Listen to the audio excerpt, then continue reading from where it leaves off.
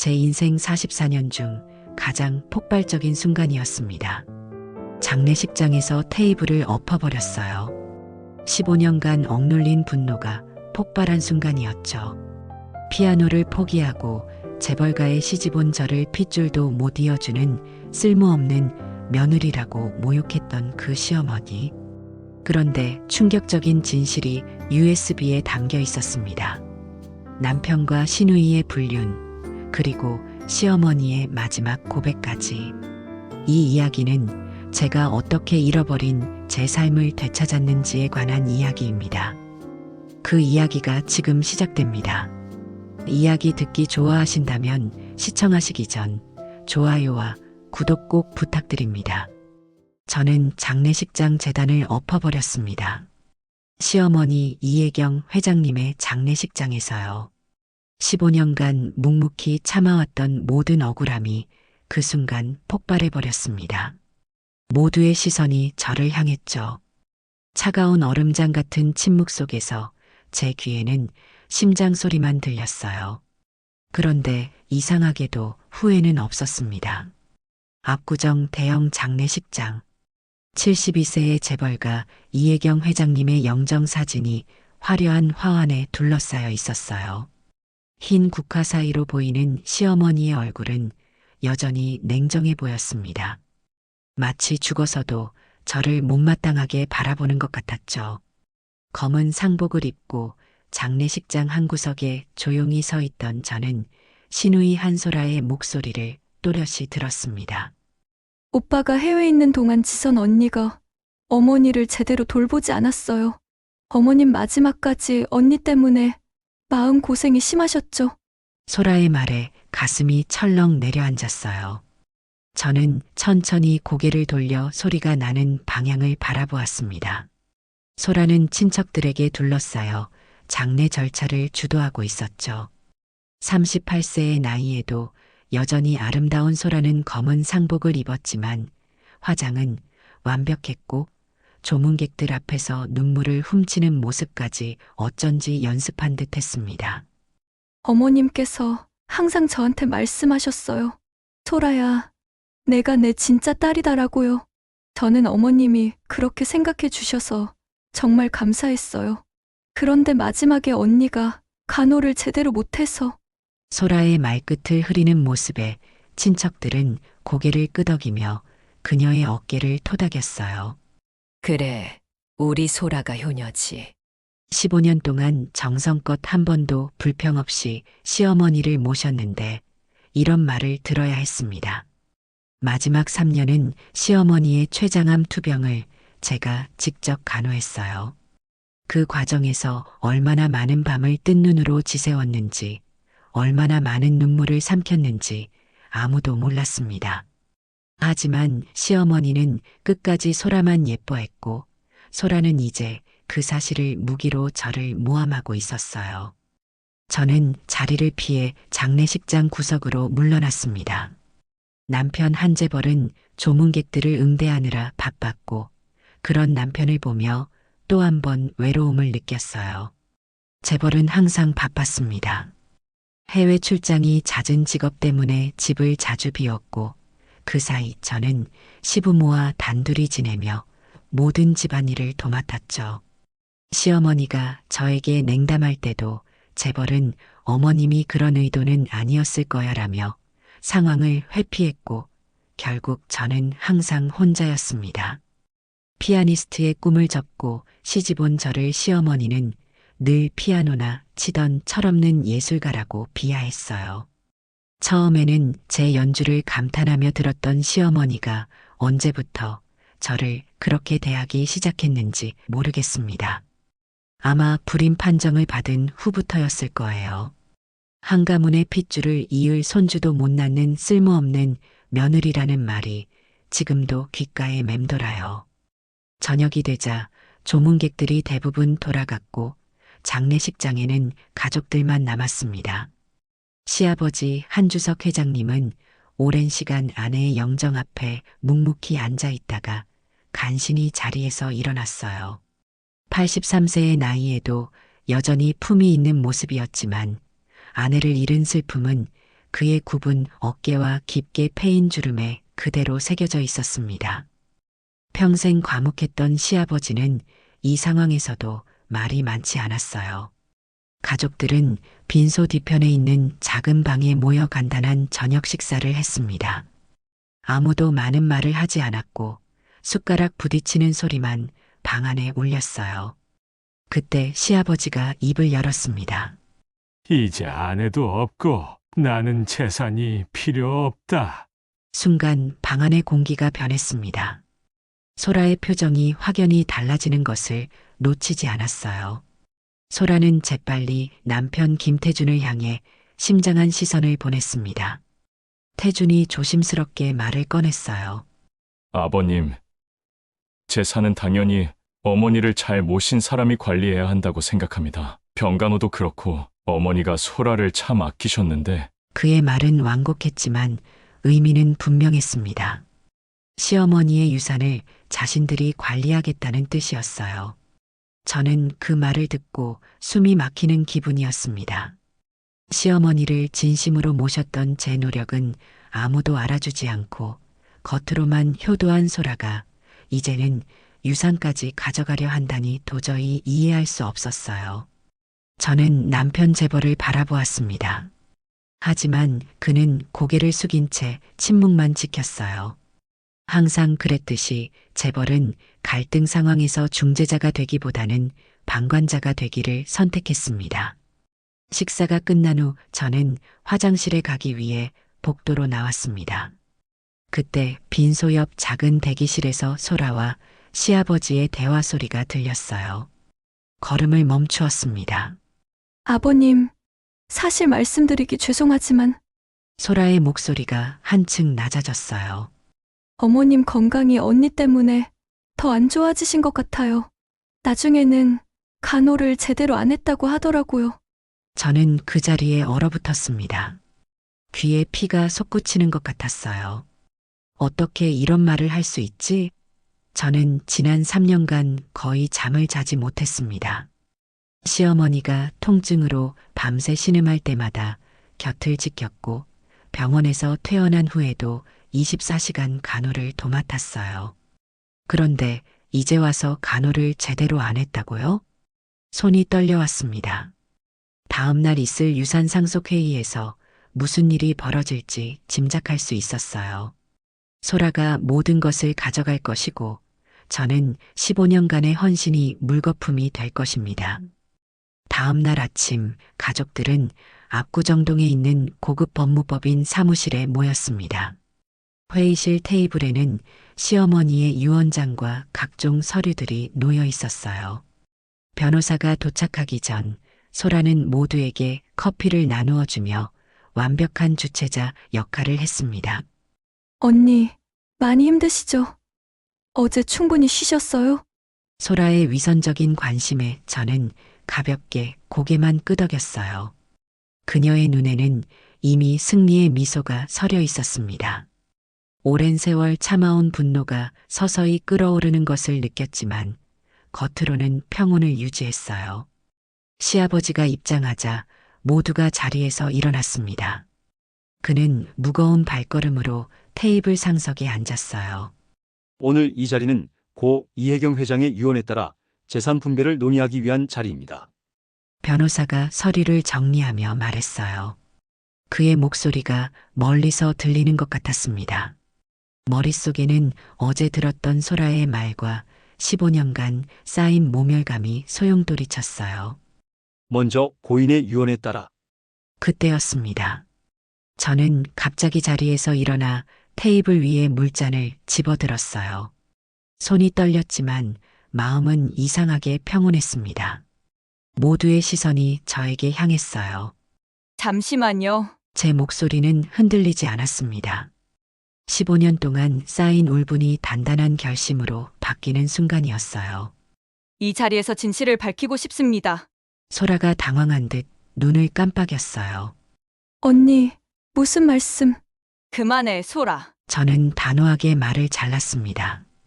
어제 당신이 시아버님께 한 말 다 들었어요. 15년 동안 시어머니를 모시면서 단 하루도 소홀히 한 적 없어요. 암투병 3년 동안 밤낮으로 곁을 지켰죠. 그런데 당신은 뒤에서 저를 모함했어요. 재벌이 놀란 얼굴로 저를 바라보았습니다. 지선아, 진정해. 여기서 이러지 말고. 당신도 조용히 해요. 제 목소리가 높아졌어요.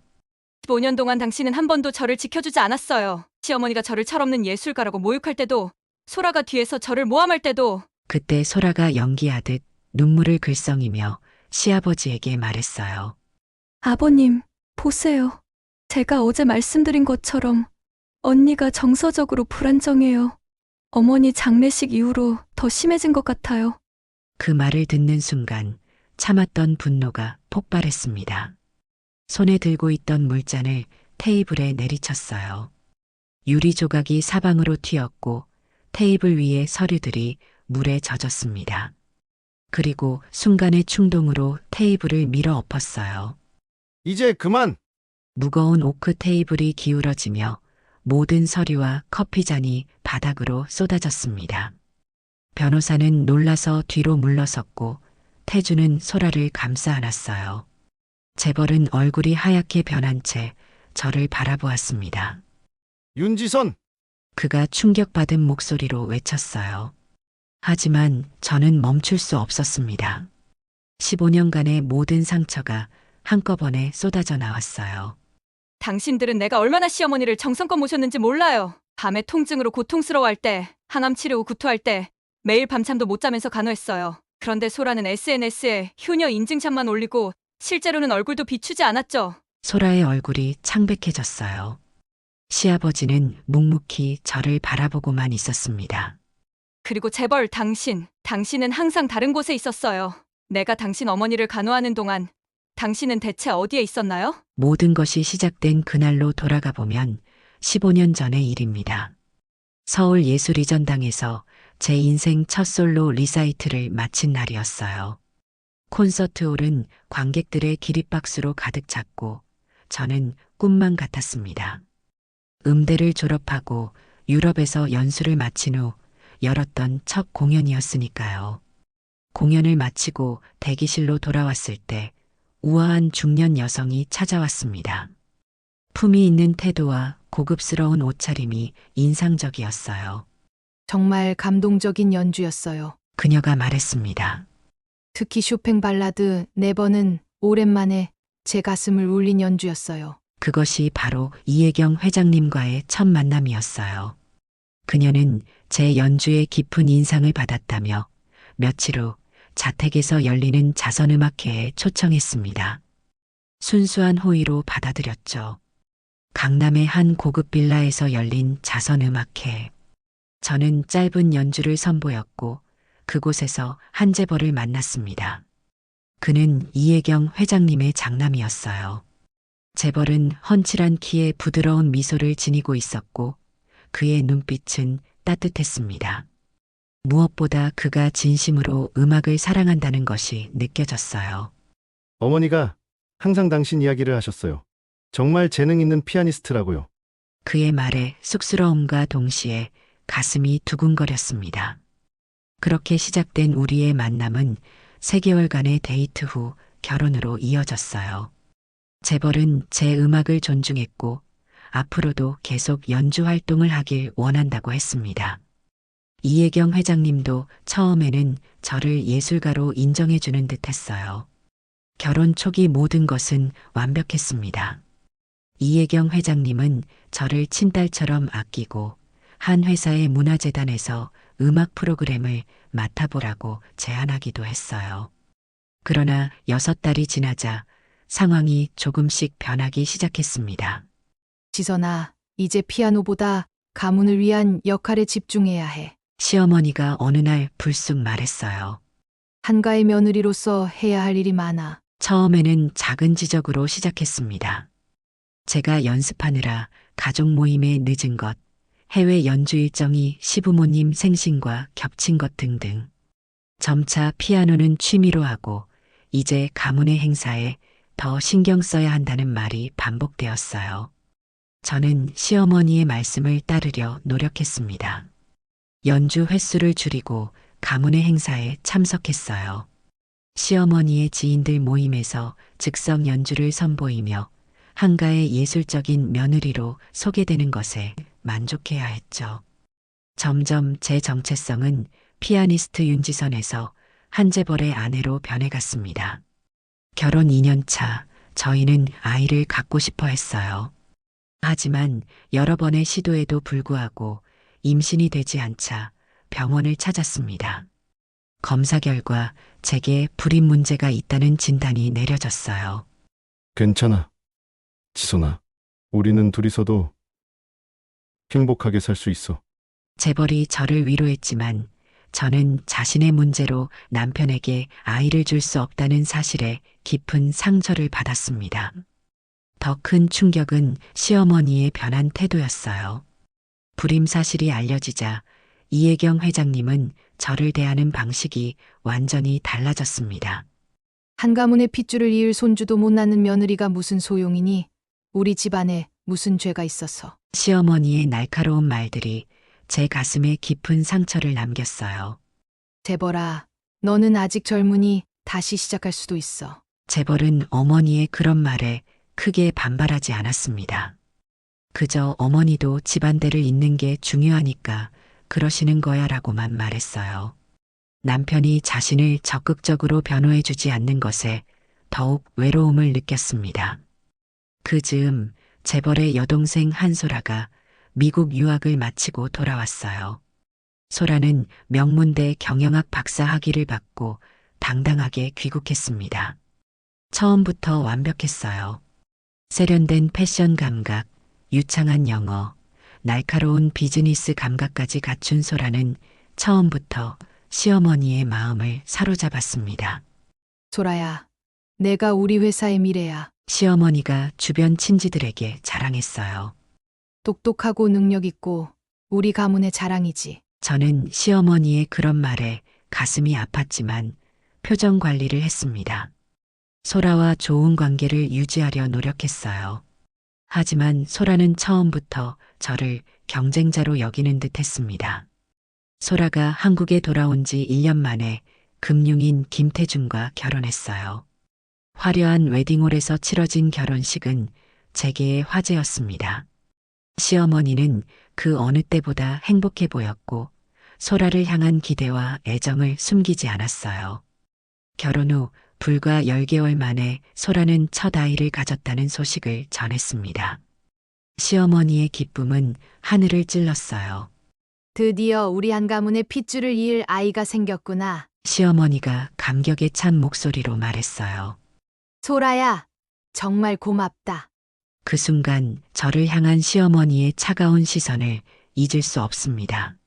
말없이 저를 쳐다보는 눈빛에는 넌 왜 이렇게 못하니? 라는 질책이 담겨 있었어요. 가슴이 찢어지는 아픔을 느꼈지만 겉으로는 미소를 지으며 소라를 축하했습니다. 소라의 아들 한민준이 태어나자 시어머니는 첫 손주를 보고 기쁨의 눈물을 흘렸고 소라를 우리 집안의 보물이라고 불렀어요.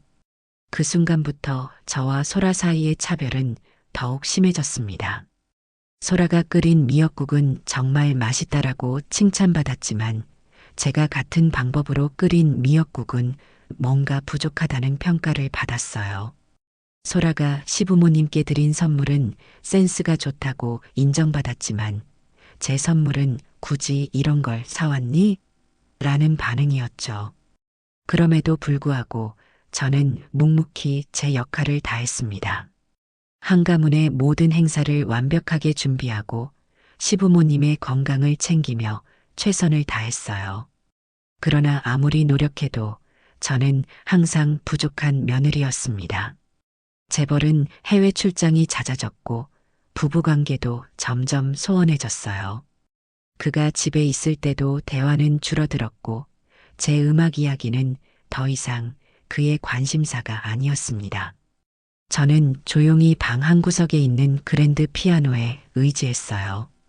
밤늦게 가족이 모두 잠든 후에야 조용히 건반을 두드리며 제 감정을 표현했죠. 지선 씨, 피아노 소리가 너무 커요. 민준이가 잠을 못 자요. 소라의 아들 한민준이 태어나자 시어머니는 첫 손주를 보고 기쁨의 눈물을 흘렸고 소라를 우리 집안의 보물이라고 불렀어요. 그 순간부터 저와 소라 사이의 차별은 더욱 심해졌습니다. 소라가 끓인 미역국은 정말 맛있다라고 칭찬받았지만 제가 같은 방법으로 끓인 미역국은 뭔가 부족하다는 평가를 받았어요. 소라가 시부모님께 드린 선물은 센스가 좋다고 인정받았지만 제 선물은 굳이 이런 걸 사왔니? 라는 반응이었죠. 그럼에도 불구하고 저는 묵묵히 제 역할을 다했습니다. 한가문의 모든 행사를 완벽하게 준비하고 시부모님의 건강을 챙기며 최선을 다했어요. 그러나 아무리 노력해도 저는 항상 부족한 며느리였습니다. 재벌은 해외 출장이 잦아졌고 부부관계도 점점 소원해졌어요. 그가 집에 있을 때도 대화는 줄어들었고 제 음악 이야기는 더 이상 그의 관심사가 아니었습니다. 저는 조용히 방 한구석에 있는 그랜드 피아노에 의지했어요. 밤늦게 가족이 모두 잠든 후에야 조용히 건반을 두드리며 제 감정을 표현했죠. 소라가 제 연습을 방해하는 일이 잦아졌습니다. 민준이를 핑계로 제 음악을 차단한 거죠. 천천히 제 일상에서 음악은 사라져갔어요. 공연 제안은 하나둘 거절해야 했고 음악 친구들과의 모임도 줄었습니다. 저는 점점 한가문의 그림자 속으로 사라져갔어요. 결혼 7년 차에 시어머니가 췌장암 진단을 받았습니다. 초기에는 수술로 완치 판정을 받았지만 3년 후 암이 재발했고 이번에는 상황이 심각했어요. 시어머니는 화학 치료와 방사선 치료를 시작했고 부작용으로 인해 일상생활이 어려워졌습니다. 저는 남은 음악 활동마저 모두 접고 시어머니의 병간호에 전념했어요. 그녀의 약 복용 시간을 관리하고 영양가 있는 식사를 준비했으며 밤에는 이 시간마다 일어나 체위를 바꾸고 욕창을 방지했습니다. 항암 치료 후 구토가 심할 때도 통증으로 밤을 새울 때도 저는 항상 시어머니의 곁을 지켰습니다. 전직 피아니스트의 손은 이제 항암제 주사를 놓고 통증 패치를 붙이는데 더 익숙해졌어요. 저는 시간이 날 때마다 최신 암 치료법을 검색했고 시어머니를 위한 대체 요법도 공부했습니다. 이런 쓴 차는 싫다. 시어머니가 제가 정성껏 준비한 항암 효과가 있다는 민들레차를 거부했어요. 하지만 저는 포기하지 않고 매일 다른 방법으로 시어머니가 영양분을 섭취할 수 있도록 노력했습니다. 소라가 사온 비싼 건강식품은 언제나 시어머니의 마음을 사로잡았지만요.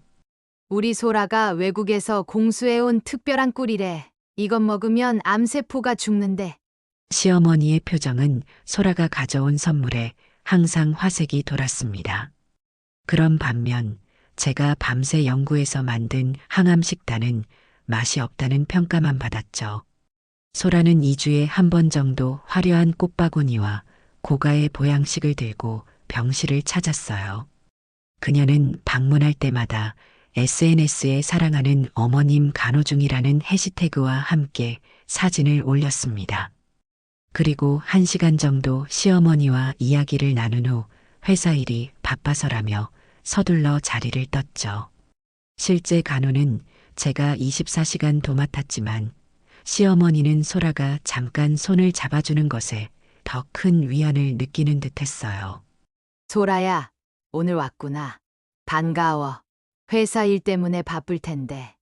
시어머니의 목소리에 담긴 따스함은 저를 향해서는 느껴본 적이 없었습니다. 가슴이 아팠지만 그래도 최선을 다했어요. 그것이 제가 할 수 있는 유일한 일이었으니까요. 남편 재벌도 회사 일을 핑계로 병원에 자주 오지 않았습니다. 그가 병실에 있을 때도 대화는 어색했고 그는 어머니의 상태를 보고 감당하지 못하는 듯 서둘러 자리를 떴어요. 결국 마지막 순간까지 시어머니의 병간호는 제 몫이었습니다.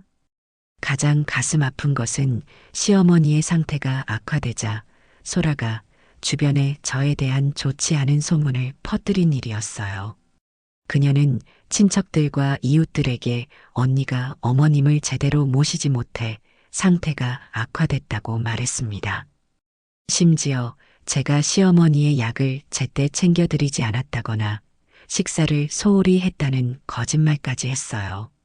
그런 말들이 귀에 들려올 때마다 저는 가슴이 찢어지는 듯 했습니다.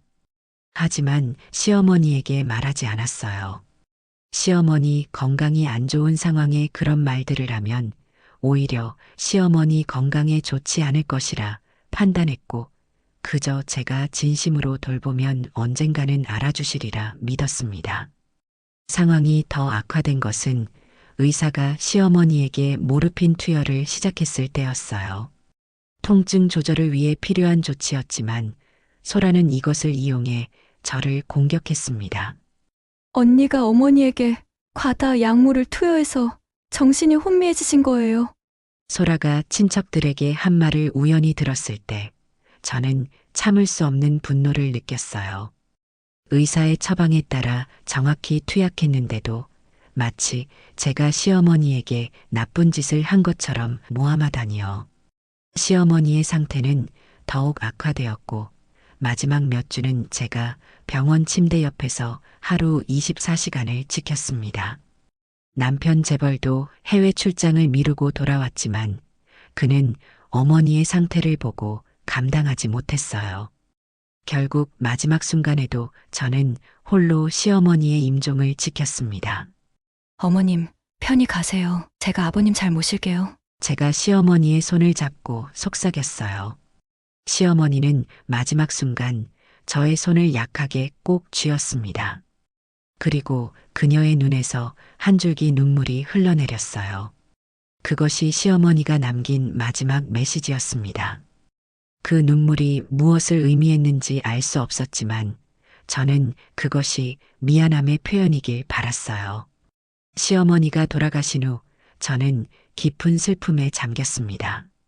15년간의 서운함과 상처에도 불구하고 진심으로 시어머니를 그리워했어요. 그리고 장례식장에서 소라가 한 말을 들었을 때 15년간 쌓인 모든 억울함과 분노가 한순간에 폭발했던 것입니다. 회의실에 쏟아진 물과 깨진 유리 조각들 사이에서 저는 떨리는 목소리로 계속 이야기했어요. 당신들은 모르죠? 시어머니가 얼마나 많은 밤을 통증으로 울면서 보냈는지, 제가 밤마다 그분의 등을 마사지하고 손을 잡아드리고 약을 먹여드렸는지. 소라는 SNS에 인증샷만 올리고 실제로는 얼굴도 비추지 않았어요. 하지만 모두가 소라의 효도만 기억하고 저는 부족한 며느리로 낙인 찍혔죠. 소라는 표정 관리를 하려 했지만 당황스러움을 감추지 못했어요. 태주는 아내를 감싸 안으며 회의실을 나가려 했습니다. 어디 가려고요? 아직 얘기 다 안 끝났어요. 제 목소리가 회의실에 울려 퍼졌습니다. 변호사는 난처한 표정으로 시아버지를 바라보았고 시아버지는 여전히 묵묵히 상황을 지켜보고 있었어요. 지선 씨, 진정하세요. 변호사가 조심스럽게 말했어요. 이런 상황에서는 법적인 절차가 법적인 절차요? 15년 동안의 제 헌신은 어떤 법으로 보상받을 수 있나요? 시어머니의 마지막 순간까지 제가 지켰어요. 그런데 소라는 저를 마치 시어머니를 학대한 사람처럼 모함하고 있어요. 재벌이 결국 자리에서 일어나 제 팔을 잡았습니다. 지선아, 이제 그만해. 어머니도 돌아가셨는데 이런 다툼은. 놓으세요. 저는 그의 손을 뿌리쳤어요. 당신도 공범이에요. 당신은 항상 어머니와 소라 편이었잖아요. 저는 한 번도 당신 가족이었던 적이 없어요. 그때 시아버지가 천천히 자리에서 일어났습니다. 모두의 시선이 그에게 향했어요. 83세의 노인이지만 그의 눈빛은 여전히 강인했습니다. 지선아, 시아버지의 목소리는 낮고 깊었어요. 그는 평생 말보다 행동으로 살아온 사람이었기에 그가 입을 열자 모두가 숨을 죽였습니다. 시아버지 한주석은 평생 말이 적은 사람이었습니다. 한국 최대 그룹을 일구면서도 언론과의 인터뷰도 거의 하지 않았고 가정에서도 과묵했어요. 식사 시간에 신문을 읽으며 가끔 오늘 날씨가 좋구나. 라고 말하는 정도였죠. 대부분의 집안 대소사는 시어머니가 결정했고 시아버지는 묵묵히 따랐습니다. 제가 한가문의 며느리로 들어온 첫날, 시아버지는 단 한마디만 했어요. 잘 부탁한다. 그 후로 그는 저에게 거의 말을 걸지 않았지만 항상 관심 있게 지켜보고 있었습니다. 식사 시간에 시어머니가 제 음식을 비난할 때마다 시아버지는 조용히 그 음식을 더 많이 드셨어요. 제가 시어머니의 고혈압 약을 정확히 챙겨드리는 모습, 밤 늦게까지 집안일을 하는 모습, 그리고 시어머니의 냉담한 대우에도 묵묵히 참는 모습까지 모두 그의 눈에 담겨 있었던 것 같아요. 소라가 가족에 합류한 후 시아버지는 더욱 침묵했습니다. 시어머니가 소라를 노골적으로 편애하는 상황에서 그는 불편한 기색을 내비쳤지만 직접 개입하지는 않았어요. 소라는 시아버지의 과묵함을 약점으로 여기고 그를 무시했습니다. 시아버지가 거실에서 책을 읽고 있으면 소라는 마치 그가 없는 것처럼 행동했고 시어머니에게만 온갖 관심을 쏟았어요. 어머님, 이 영양제 정말 좋다고 해서 사왔어요. 어머님, 제가 어머님 좋아하시는 도라지 무침 만들어 왔어요. 어머님, 민준이 손 보세요. 어머니 닮아서 정말 예쁘죠? 아버님, 식사하세요. 라는 형식적인 인사만 건넸습니다. 그런 소라의 태도에도 시아버지는 특별한 반응을 보이지 않았어요. 하지만 그의 날카로운 눈은 소라가 시어머니 앞에서만 효녀 행세를 하고 뒤에서는 전혀 다른 모습을 보이는 것을 놓치지 않았던 것 같습니다. 어느 날 저녁 제가 설거지를 하고 있을 때 시아버지가 부엌에 들어왔어요. 그는 잠시 저를 바라보다가 조용히 말했습니다. 물 한 잔만 줄 수 있나? 저는 즉시 깨끗한 컵에 물을 따라 시아버지께 드렸어요. 시아버지는 물을 마시고 컵을 내려놓은 후 갑자기 제 어깨에 손을 얹었습니다. 난 다 알고 있다. 그의 목소리는 낮고 깊었어요. 너무 마음 쓰지 말거라. 그 짧은 말 한마디에 제 눈에서는 뜨거운 눈물이 흘러내렸습니다. 그동안 쌓인 외로움과 서러움이 한순간에 무너지는 것 같았어요. 시아버지가 저의 상황을 이해하고 있다는 사실만으로도 큰 위로가 되었습니다. 저는 더 이상 말을 잇지 못했어요. 시아버지는 조용히 손수건을 내밀었고 저의 눈물을 닦아주었습니다. 그리고 그는 아무 말 없이 부엌을 나갔어요. 그 짧은 순간이 저에게는 15년 중 가장 따뜻한 순간으로 기억되었습니다. 시어머니의 암이 재발하고 상태가 점점 악화되면서 시아버지의 내적 갈등은 더욱 깊어졌어요. 그는 아내의 고통을 지켜보며 괴로워했고 동시에 제가 헌신적으로 간호하는 모습에 깊은 감사함을 느꼈던 것 같아요. 소라는 여전히 시어머니 앞에서만 효녀 행세를 했고 실질적인 간호는 제가 전담했습니다. 어느 날 밤 시어머니의 상태가 특히 좋지 않았어요. 저는 밤새 시어머니 곁을 지켰고 시아버지도 아내의 병실에서 나가지 않았습니다.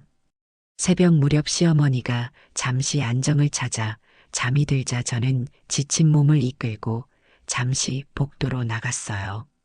복도 의자에 앉아 깜빡 잠이 든 저는 병실에서 들려오는 시아버지의 목소리에 깨어났습니다.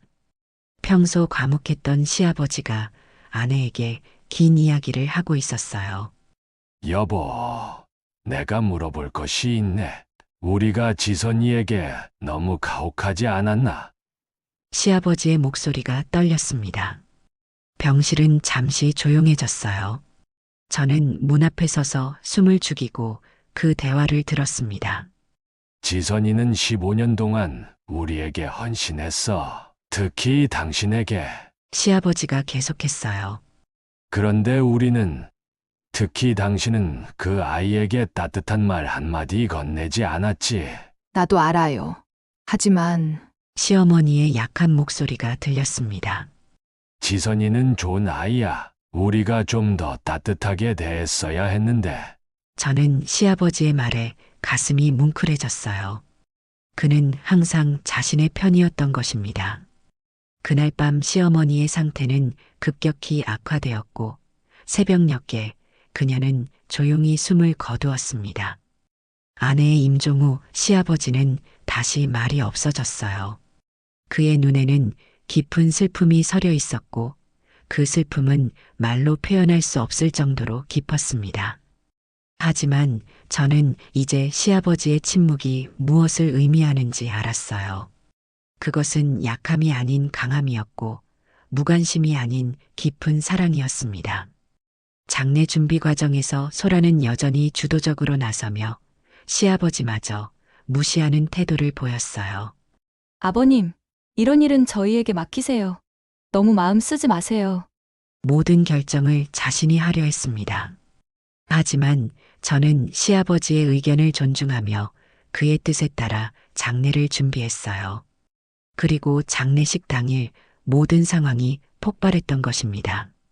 회의실에서 시아버지는 모두의 시선이 집중된 가운데 천천히 저에게 다가왔어요. 그의 발걸음은 무거웠지만 결연했습니다.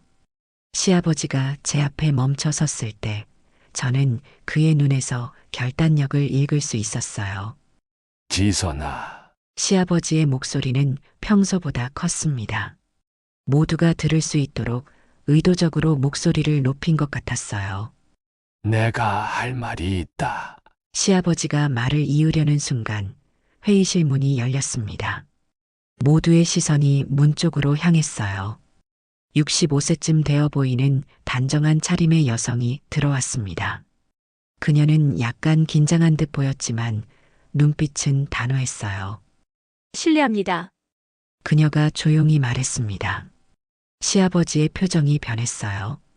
놀라움과 안도감이 교차하는 듯 했습니다. 박, 비서, 시간 맞춰 왔군. 시아버지가 그 여성을 바라보며 말했어요. 네, 회장님. 지시대로 왔습니다. 박인숙. 그녀는 시어머니의 오랜 비서였습니다. 시어머니가 돌아가시기 전까지 30년 넘게 곁을 지켰던 사람이에요. 저는 병원에서 그녀를 몇 번 만난 적이 있었지만 깊은 대화를 나눈 적은 없었습니다. 그녀는 항상 시어머니의 지시에 따라 움직였고 저와는 적당한 거리를 유지했어요. 시아버지가 박인숙에게 고개를 끄덕였고 그녀는 서류 가방에서 작은 USB와 봉투를 꺼냈습니다. 무슨 일이죠? 소라가 의심스러운 눈으로 물었어요. 아버님, 이게 다 무슨... 조용히 해라. 소라, 시아버지의 목소리는 단호했습니다. 이제 진실을 들을 시간이다. 박인숙이 앞으로 나와 USB를 테이블 위에 올려놓았어요. 그리고 저를 향해 고개를 숙였습니다. 윤지선님 회장님께서 돌아가시기 전 이것을 저에게 맡기셨어요. 지선이에게만 전해달라고 하셨죠. 저는 놀라움에 말을 잃었습니다. 시어머니가 저에게 남긴 것이라고요? 소라의 얼굴이 창백해졌어요. 태주는 불안한 듯 의자에서 몸을 일으켰습니다. 우리 어머니가 뭐라도 남겼나요? 재벌이 앞으로 몸을 기울이며 물었어요. 박인숙은 재벌을 잠시 바라보더니 고개를 돌렸습니다. 그녀는 시아버지를 향해 눈짓했고 시아버지가 대답했어요. 이 USB에는 너희들이 알지 못했던 많은 것들이 들어있다. 개경이가 마지막 몇 달 동안 기록해 둔 것들이지. 재벌과 소라는 서로 불안한 시선을 교환했어요. 변호사가 노트북을 꺼내 USB를 연결했고 곧 화면에 시어머니의 영상이 나타났습니다. 마지막 투병 중인 모습이었어요. 헬쑥한 얼굴이지만 눈빛은 여전히 강인했습니다. 내가 이 녹화를 하는 이유는 시어머니의 목소리가 회의실에 울려 퍼졌어요.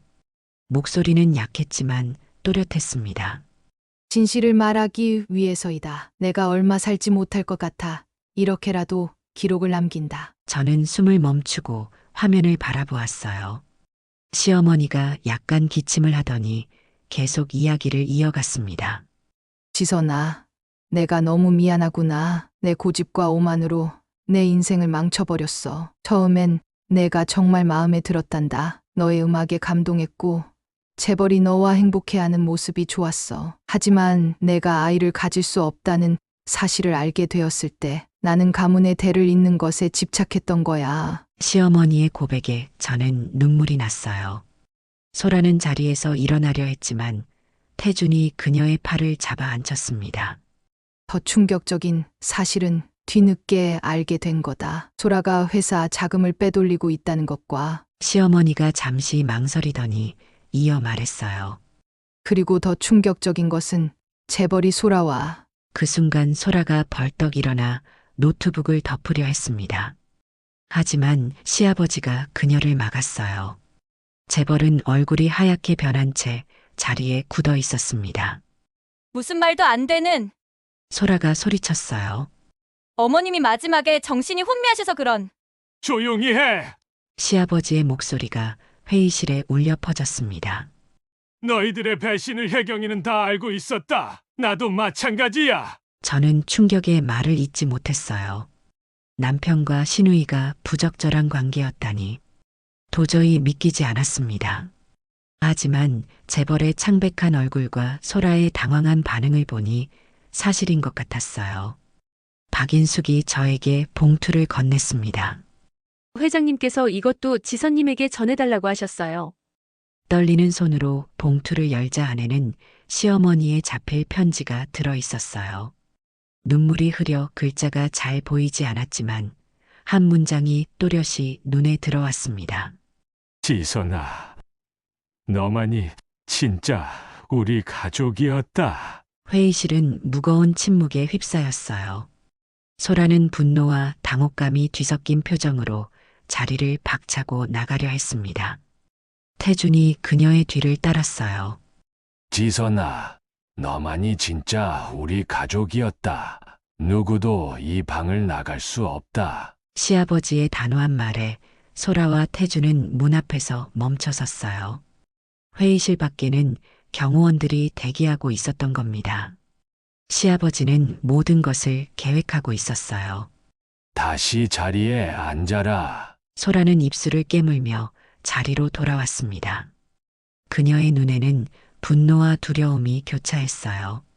태주는 식은땀을 흘리며 소라 옆에 앉았습니다. 시아버지는 USB에 담긴 다음 영상을 재생했어요. 그것은 소라의 남편 태준이 회사 자금을 해외 계좌로 빼돌리는 증거 영상이었습니다. 그리고 더 충격적인 것은 재벌과 소라가 미래를 나누는 사진이었어요. 시어머니는 마지막 몇 달 동안 탐정을 고용해 이 모든 증거를 수집했던 것입니다. 저는 너무 큰 충격에 말을 잊었어요. 남편을 바라보았지만 그는 고개를 푹 숙이고 있었습니다. 이중의 배신이었어요. 남편이 시누이와 불륜을 저질렀다니. 15년 동안 제가 참고 견뎌온 모든 것이 무의미하게 느껴졌습니다. 이게 다 무슨 소리야? 재벌이 마침내 입을 열었어요. 어머니는 마지막에 정신이 혼미하시잖아. 이건 다 오해야.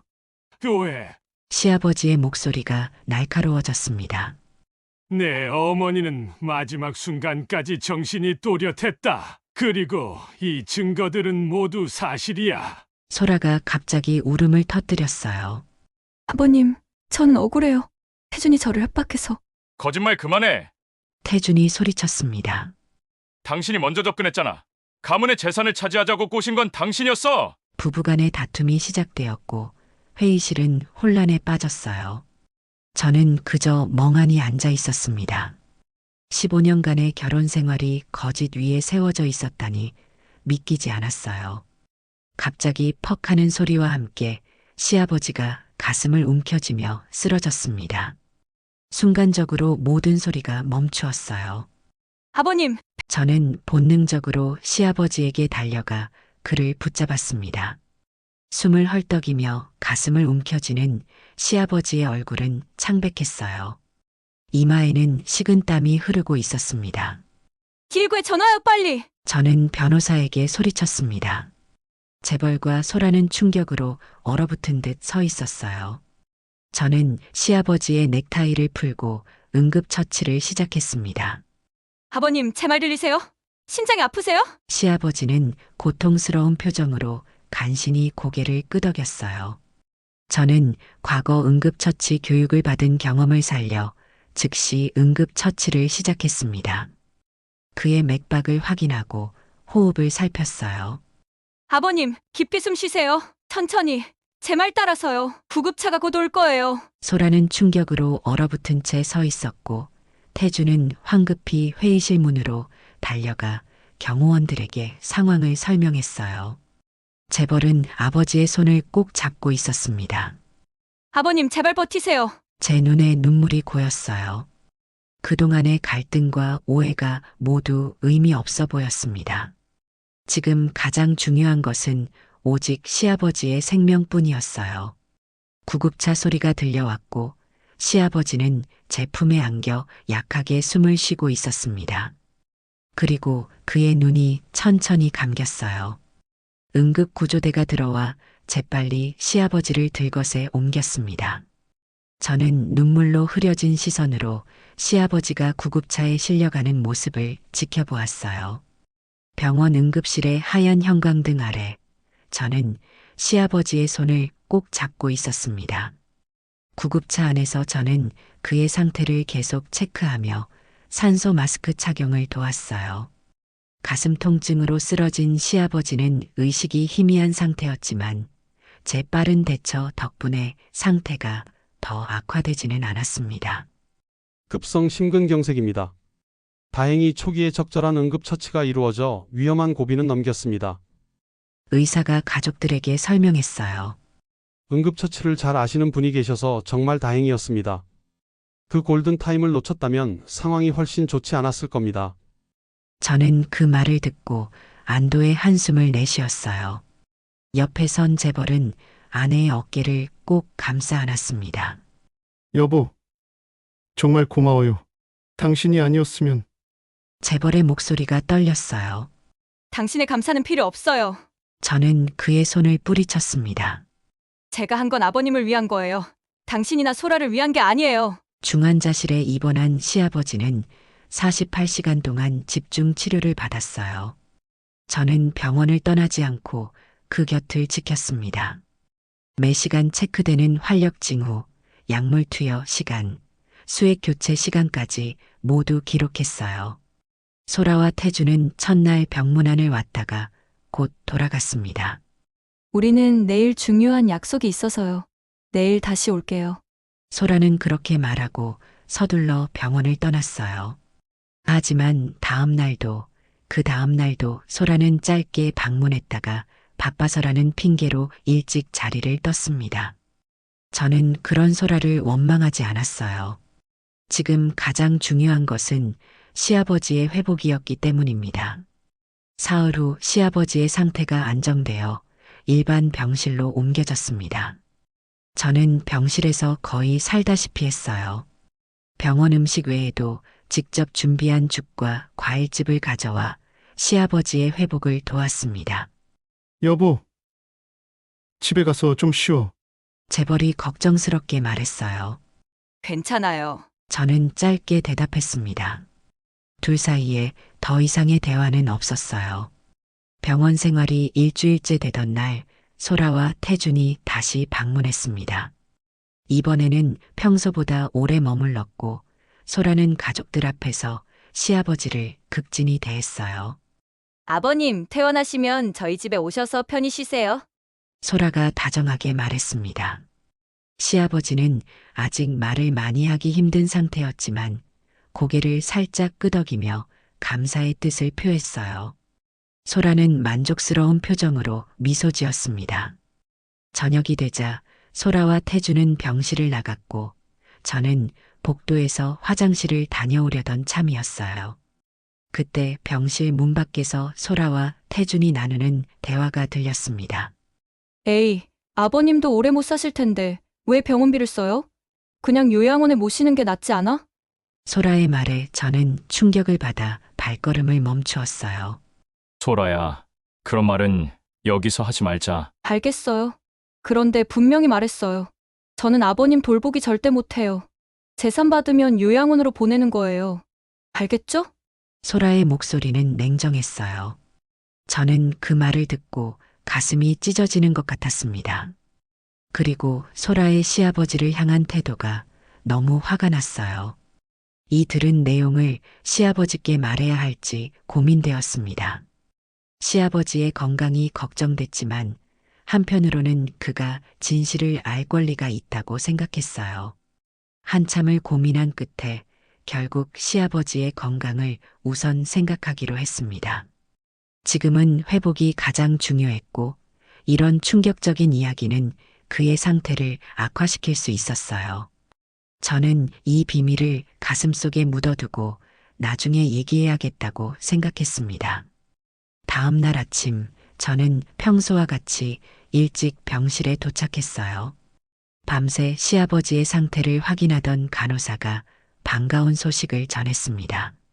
어제보다 훨씬 호전되셨어요. 산소 포화도 안정적이고 활력 징후도 좋습니다. 오늘 담당의 선생님이 진찰하시면 아마 더 좋은 소식을 들으실 수 있을 거예요. 저는 기쁜 마음으로 병실에 들어갔습니다.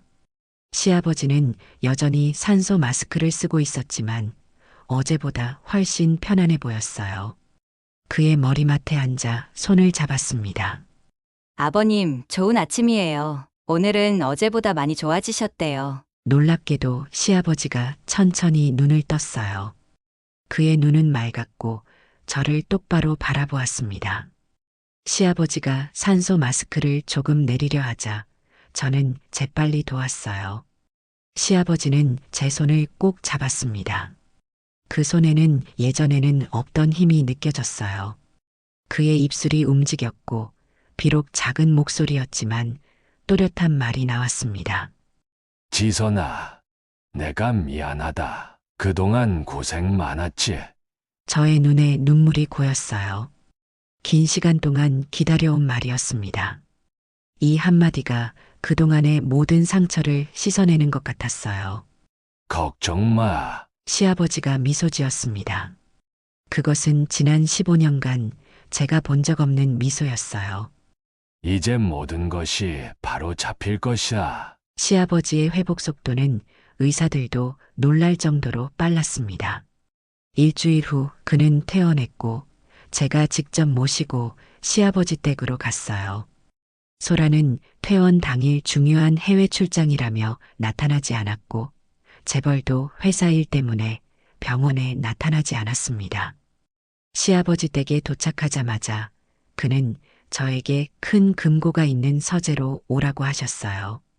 저는 조용히 그를 따라갔습니다. 서재에 들어서자 시아버지는 금고를 열었어요. 그 안에는 여러 서류들과 작은 상자들이 정리되어 있었습니다. 지선아, 이 금고 비밀번호는 나와 혜경이만 알고 있었다. 시아버지가 말했어요. 이제 너에게도 알려줄게. 내 생일과 혜경이 생일이야. 저는 놀라움을 감추지 못했습니다. 제 생일이 금고 비밀번호로 사용되었다니요. 그동안 저를 인정하지 않은 것 같았던 시어머니가 실은 제 생일을 이렇게 중요하게 여기고 있었다니 믿기지 않았어요. 시아버지는 금고에서 봉투 하나를 꺼냈습니다. 이건 혜경이가 죽기 전에 나에게 준 거야. 너에게 전해주라고 했지. 떨리는 손으로 봉투를 받았어요. 그 안에는 시어머니의 자필 편지와 녹음 파일이 들어있는 USB가 있었습니다. 저는 깊은 숨을 들이마시고 편지를 펼쳤어요. 사랑하는 지선아. 시어머니의 반듯한 글씨가 눈에 들어왔습니다. 그 자체로 충격이었어요. 사랑하는 이라는 단어를 시어머니가 저에게 쓰다니요. 내가 이 편지를 읽을 때 나는 이미 세상에 없을 것이다. 하지만 내가 가기 전에 꼭 전하고 싶은 말이 있어. 미안하다는 말이야. 눈물이 글자 위로 떨어졌어요. 저는 손등으로 눈물을 닦으며 계속 읽었습니다. 내가 너무 고집스럽고 완고한 사람이었다는 걸 이제야 알겠구나. 내가 우리 집에 들어온 첫날 내 연주를 듣고 감동했던 그 순간을 기억해. 너는 진정한 예술가였고 내 아들을 행복하게 해줄 사람이라고 믿었단다. 하지만 내가 아이를 가질 수 없다는 사실을 알게 되었을 때 나는 가문의 대를 잇는 것에만 집착했어. 내 재능과 너라는 사람 자체를 보지 못했던 거야. 시어머니의 고백에 가슴이 아팠습니다. 저도 모르게 흐느끼고 있었어요. 진정으로 후회하는 것은 내게 단 한 번도 고맙다, 사랑한다는 말을 하지 못한 거야. 너는 15년 동안 묵묵히 우리 가족을 위해 헌신했는데 나는 그 가치를 인정하지 않았어. 특히 마지막 3년 너의 헌신적인 간호가 없었다면 나는 훨씬 더 일찍 떠났을 거야. 저는 편지를 무릎에 올려놓고 잠시 숨을 골랐어요. 시아버지는 묵묵히 창밖을 바라보고 있었습니다. 더 충격적인 진실은 내가 병으로 약해졌을 때 알게 된 거야. 소라와 태준이 회사 자금을 빼돌리고 있었어. 박인숙이 우연히 발견한 서류를 통해 알게 됐지. 그리고 더 가슴 아픈 사실은 재벌이 소라와 부적절한 관계를 맺고 있다는 거야. 탐정을 고용해 확인했단다. 저는 충격에 몸이 굳어버렸어요. 남편과 시누이의 분류는 이미 USB를 통해 알게 되었지만 시어머니가 이 모든 것을 알고 있었다는 사실이 더 큰 충격이었습니다. 내가 남은 시간 동안 이 모든 증거를 모은 이유는 진실이 밝혀지길 바랐기 때문이야. 그리고 내가 이 모든 상황에서 보호받길 원했어. 지선아, 내가 마지막으로 내 손을 잡았을 때 그것은 미안하다는 내 마음이었어. 용서해 주길 바란다. 시어머니의 마지막 순간에 흘린 눈물이 단순한 고통이 아닌 저를 향한 미안함이었다니. 저는 깊은 흐느낌을 참을 수 없었어요. 시아버지에게서 모든 이야기를 듣게 될 거야. 그는 항상 너의 편이었고 나에게도 늘 내 가치를 일깨워 주려 했어. 하지만 나는 듣지 않았지. 내 고집과 완고함이 너와 재벌, 우리 가족 모두를 아프게 했어. 부디 너의 인생을 되찾길 바란다. 다시 피아노 앞에 앉아 연주하는 내 모습을 하늘에서 보게 된다면 그것이 내게는 용서의 징표가 될 거야. 편지의 마지막 문장이 가슴에 깊이 박혔습니다. 너는 항상 내 마음속 진정한 딸이었다. 저는 편지를 끝까지 읽고 고개를 들었어요. 시아버지의 눈에도 눈물이 고여 있었습니다. 이제 알겠지. 시아버지가 말했어요. 저는 고개를 끄덕였습니다. 15년간의 오해와 상처가 시어머니의 편지 한 통으로 치유되진 않겠지만 적어도 그녀의 진심을 알게 된 것만으로도 마음이 조금은 편해졌어요. 아버님, 왜 이제야 이 편지를 주셨어요? 시아버지는 깊은 한숨을 내쉬었습니다. 개경이가 세상을 떠난 후 나는 너무 충격을 받아서 아무것도 할 수 없었어. 그리고 장례식 다음 날 모든 것을 밝히려고 했지만 소라와 태준 때문에 내가 병원에 입원하게 됐잖니. 이제야 모든 것을 정리할 수 있게 됐구나. 시아버지는 금고에서 또 다른 서류 뭉치를 꺼냈어요. 이건 혜경이가 마지막으로 변경한 유언장이야. 법적 효력이 있고 공증도 마쳤어. 회사의 주요 지분 대부분이 너에게 상속되도록 되어 있단다. 제 눈이 커졌어요. 저요? 하지만 왜? 개경이는 우리 가족의 진정한 수호자가 너라고 판단했어. 재벌과 소라는 이미 가문을 배신했으니까. 저는 혼란스러웠습니다. 저는 음악가였지 기업인이 아니었어요. 그런 큰 책임을 질 자신이 없었습니다. 걱정 마라. 시아버지가 제 생각을 읽은 듯 말했어요. 내가 계속 회장직을 수행할 거야. 내가 준비가 될 때까지. 그리고 내가 원한다면 문화재단을 맡아 내 음악 활동을 재개해도 좋아. 제 눈에 다시 눈물이 고였습니다. 이것은 단순한 재산 상속이 아니라 제 꿈과 정체성을 되찾을 기회였어요. 시아버님, 감사합니다. 시아버지는 미소를 지었어요. 이제 우리는 진정한 가족이 될 거야, 지선아. 시어머니 49제를 맞은 날 저희 집은 아침부터 분주했습니다. 창문으로 들어오는 봄 햇살은 따스했고 창가에 놓인 하얀 국화는 맑은 향기를 내뿜었어요. 저는 새벽부터 일어나 정성껏 제사 음식을 준비했습니다. 떡과 과일, 나물과 고기 반찬까지 시어머니가 생전에 좋아하셨던 음식들로 가득했어요. 여보, 도와줄 것 없어요? 재벌이 부엌으로 들어오며 물었습니다. 괜찮아요. 오늘은 제가 모든 준비를 하고 싶어요. 재벌은 불편한 표정으로 물러났어요. 시아버지 입원 후 저희 부부관계는 완전히 달라졌습니다. 저는 그와 별거 중이었고 이혼 서류를 준비하고 있었어요. 시어머니의 마지막 뜻에 따라 저는 한가문에서 제 역할을 다하기로 했지만 그것이 재벌과의 결혼 생활을 계속한다는 의미는 아니었습니다. 정오가 되자 시아버지가 도착했어요.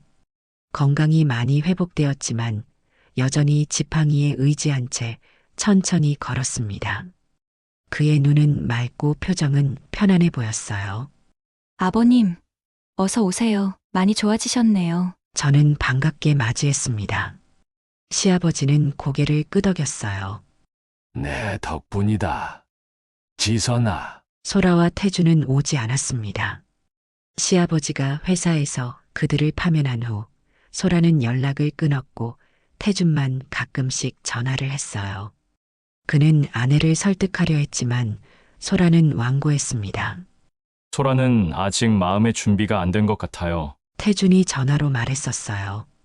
저는 그 말에 마음이 아팠지만 이해했습니다. 시간이 필요한 것이었어요. 거실에는 깔끔하게 제단이 차려졌습니다. 시어머니의 영정사진이 중앙에 놓였고 그 앞에는 정성스럽게 준비한 음식들이 가지런히 놓였어요. 향이 피어오르며 집안에 은은한 향기가 퍼졌습니다. 저는 마지막으로 제단을 점검했어요. 며칠 전 법무법인에서 있었던 일, 제가 엎어버린 그 테이블을 생각하며 가슴이 아팠습니다. 하지만 이제는 진심으로 시어머니를 보내드리고 싶었어요. 모든 준비가 끝났습니다. 아버님, 이제 시작할까요? 저는 공손히 물었습니다. 시아버지는 천천히 제단 앞에 무릎을 꿇었어요. 재벌과 저도 그 옆에 나란히 앉았습니다. 시아버지는 술잔을 올리고 공손히 절을 했어요. 그의 눈가에는 눈물이 맺혔습니다. 여보, 49일이 지났소. 이제 저 세상에서 편안하게 가시오. 재벌도 아버지를 이어 술잔을 올리고 절을 했습니다. 마지막으로 제 차례가 되었어요. 저는 조심스럽게 술잔을 들어 올렸습니다. 손이 약간 떨렸지만 제 표정은 단호했어요. 저는 시어머니의 영정사진을 바라보았습니다. 그 엄격했던 얼굴이 이제는 다르게 보였어요. 그 속에 숨겨진 따뜻함과 후회, 그리고 사랑을 볼 수 있었습니다. 어머님, 죄송합니다. 장례식장에서 저지른 행동 용서해 주세요. 제 목소리가 떨렸어요. 저는 깊이 고개를 숙였습니다. 눈에서 뜨거운 눈물이 흘러내렸어요. 그동안 감사했어요. 이제 편히 쉬세요. 저는 정중히 절을 올렸습니다. 제 절에는 15년간의 모든 감정이 담겨 있었어요. 분노와 서운함, 그리고 이제는 화해와 감사함까지. 제사가 끝나고 세 사람은 조용히 식사를 했습니다. 시어머니가 좋아했던 음식들을 나누어 먹으며 생전의 추억들을 이야기했어요. 웃음과 눈물이 교차하는 시간이었습니다. 식사가 끝난 후 시아버지는 조심스럽게 작은 상자를 꺼냈어요. 오래된 나무 상자였지만 정교한 조각이 새겨져 있었습니다. 지선아, 이것을 너에게 주고 싶구나. 시아버지가 조용히 상자를 내밀었어요. 저는 놀라움과 의아함이 섞인 표정으로 상자를 받았습니다. 아내가 평생 가장 소중히 여긴 물건이다. 결혼 전 그녀의 어머니에게서 받은 것이지. 저는 조심스럽게 상자를 열었습니다. 안에는 오래된 골동품 악보 한 장과 작은 보석 장식이 놓여 있었어요.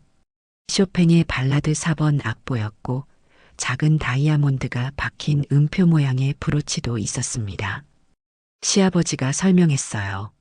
아내는 음악을 사랑했단다. 젊었을 때 피아노를 배웠지만 집안의 반대로 포기했지. 그래서 내가 처음 연주하는 것을 듣고 그렇게 감동했던 거야. 내 안에서 자신의 꿈을 본 거지. 하지만 왜? 저는 혼란스러웠어요. 저는 악보와 브로치를 조심스럽게 만졌습니다.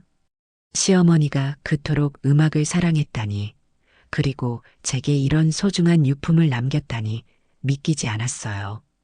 눈에 다시 눈물이 고였습니다. 아내는 마지막까지 이것을 너에게 주지 못해 안타까워했단다. 저는 브로치를 가슴에 안았습니다. 모든 상처와 아픔이 이 작은 선물을 통해 치유되는 것 같았어요. 감사합니다, 아버님. 저는 다시 제단 앞으로 걸어갔습니다. 시어머니의 사진 앞에서 브로치를 들어보였어요. 어머님, 이 소중한 선물 감사합니다. 이제 저도 알아요. 어머님의 진심을. 재벌과 시아버지도 제 옆에 섰습니다. 시아버지는 제 손을 꼭 잡았지만 재벌과 저 사이에는 미묘한 거리가 있었어요. 창 밖에서 바람이 불어와 창가의 국화 꽃잎을 살짝 흔들었습니다. 마치 시어머니의 미소 같았어요. 이제 그녀도 평안을 찾은 듯 했습니다. 49제를 지낸 후 6달이 흘렀습니다. 가을의 선선한 바람이 불어오는 9월 어느 날, 저는 오랜만에 콘서트홀에 섰습니다. 15년 만에 리사이틀이었어요. 검은 드레스를 입고 무대에 오르니 가슴이 떨렸습니다.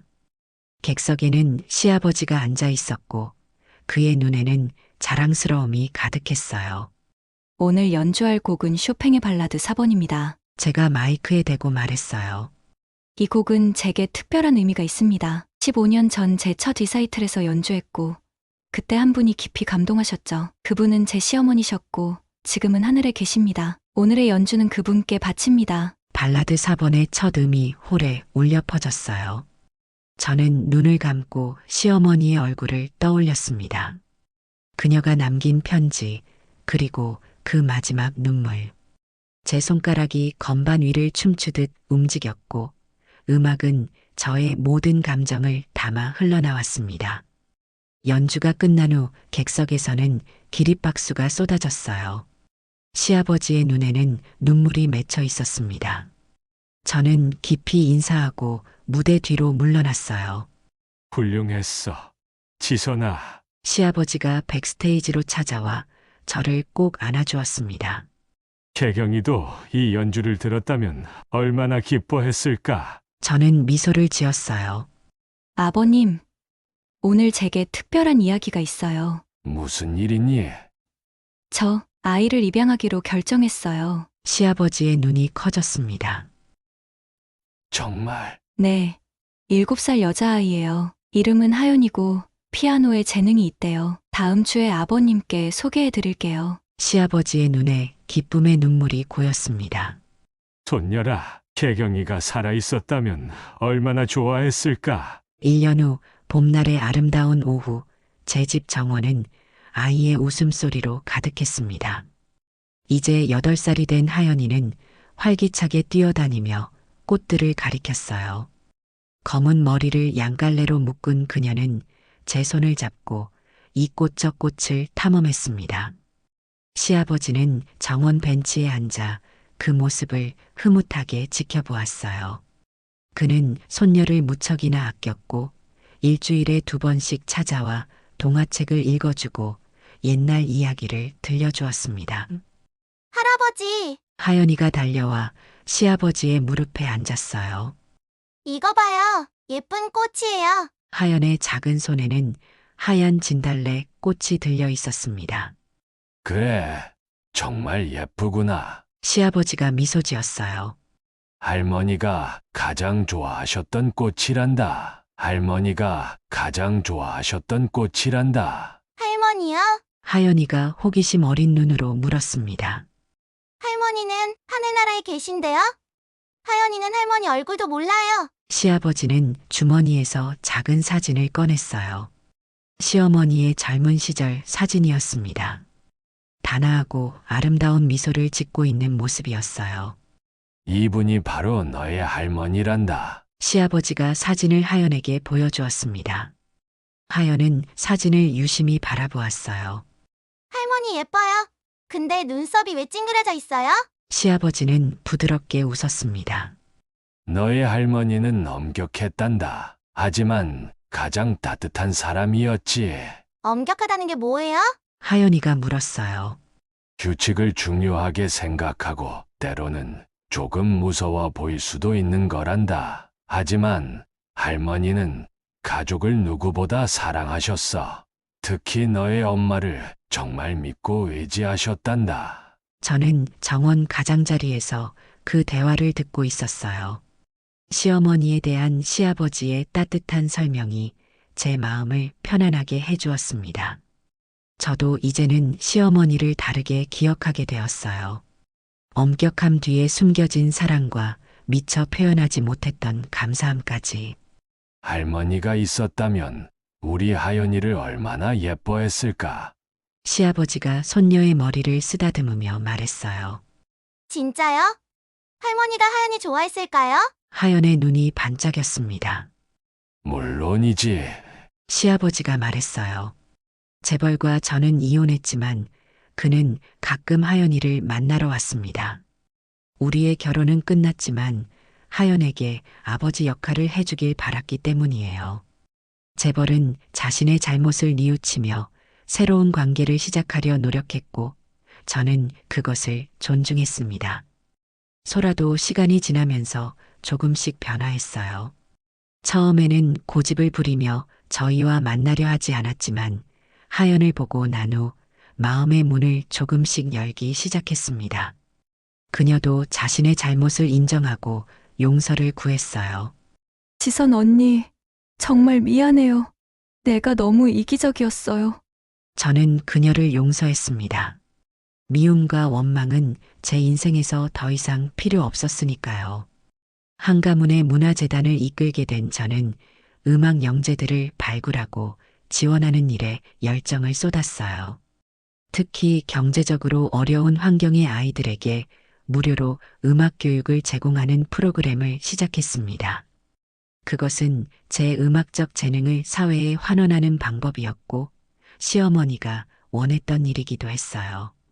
정원에는 봄바람이 불어왔고 하얀 진달래 꽃잎이 살랑살랑 춤을 추었습니다. 그 모습이 마치 시어머니의 미소 같았어요. 저는 마음속으로 시어머니에게 말했습니다. 어머님, 보고 계신가요? 우리는 이제 진정한 가족이 되었어요. 그리고 저는 다시 피아노 앞에 앉아 연주하고 있어요. 어머님이 바라셨던 대로요. 하연이가 제게 달려왔습니다. 엄마, 나도 피아노 칠래요. 할머니처럼 음악을 좋아할래요. 저는 하연을 안아들었어요. 그래, 우리 같이 연주하자. 할머니도 분명 좋아하실 거야. 시어머니의 장례식장에서 재단을 엎어버렸던 그날의 일은 이제 먼 과거의 이야기가 되었습니다. 그 순간의 폭발이 결국은 진실을 밝히고 새로운 시작을 가져왔으니까요. 15년간의 억압된 삶에서 벗어나 진정한 제 자신을 찾을 수 있었고, 이제는 하연과 함께 새로운 가족의 역사를 써나가고 있었습니다. 가끔 밤에 피아노를 연주할 때면 시어머니가 제 옆에 앉아 미소 짓고 있는 듯한 느낌이 들어요. 이제는 더 이상 차갑고 냉정한 얼굴이 아니라 따뜻한 미소를 지닌 얼굴로 제 기억 속에 자리 잡았습니다. 그리고 그건 아마도 시어머니가 진짜로 원했던 모습일 거예요. 장례식장에서의 그 행동이 비록 충격적이었을지라도 그것이 없었다면 진실은 영원히 묻혀 있었을지도 모릅니다. 때로는 폭발이 필요한 법이니까요. 그것이 진정한 치유의 시작이 될 수도 있으니까요. 저는 이제 제 인생을 온전히 제 것으로 되찾았습니다. 그리고 시어머니의 마지막 선물인 이 자유와 진실을 소중히 간직하며 살아가고 있어요. 15년간의 억압된 삶 끝에 찾은 자유는 그 어떤 것보다 값집니다. 그리고 이 자유를 준 시어머니에게 이제는 진심으로 감사할 수 있게 되었습니다.